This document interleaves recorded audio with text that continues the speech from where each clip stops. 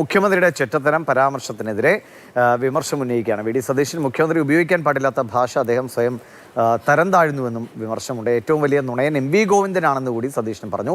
ബിസിനസ്സുകാരൻ രാഷ്ട്രീയം പഠിപ്പിക്കേണ്ട എന്നാണ് രാജീവ് ചന്ദ്രശേഖരനുള്ള വി ഡി സതീശന്റെ മറുപടി. അദ്ദേഹം നല്ല വാക്കുകളൊക്കെ ഉപയോഗിക്കുന്നു. പണ്ട് എൻ കെ പ്രേമേന്ദ്രൻ പരനാറി എന്ന് വിളിച്ചു.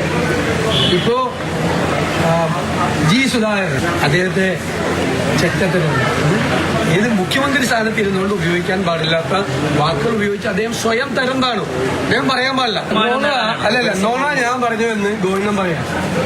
നമ്മുടെ റെയിൽവേ സ്റ്റേഷനിൽ കണ്ണൂരുണ്ടായ സംഭവത്തില് വീണ ജോർജിന്റെ ആരോഗ്യമന്ത്രിയുടെ കഴുത്ത് പിടിച്ച് കേസുകാരി തിരിച്ചു കൈ പിടിച്ചു വളച്ചൊടിച്ചു എന്ന് ഈ കേരളത്തിലെ ജനങ്ങളോട് നോക്കി പച്ചക്കള്ളം വിളിച്ചു പറഞ്ഞ ആളാ എം വി ഗോവിന്ദൻ.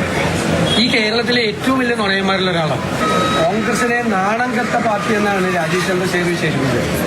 അത് അദ്ദേഹത്തെ പോലത്തെ ഒരാൾ പറയാൻ പാടില്ല. കാരണം അറിയില്ല, രാഷ്ട്രീയം അറിയില്ലാത്തതുകൊണ്ടാണ്. അദ്ദേഹം ബിസിനസ്സുകാരനാണ്. ആകാശത്ത് നിന്ന് നൂലി കെട്ടി കേരളത്തിൽ ഇറക്കിയതാണ് ബി ജെ പി.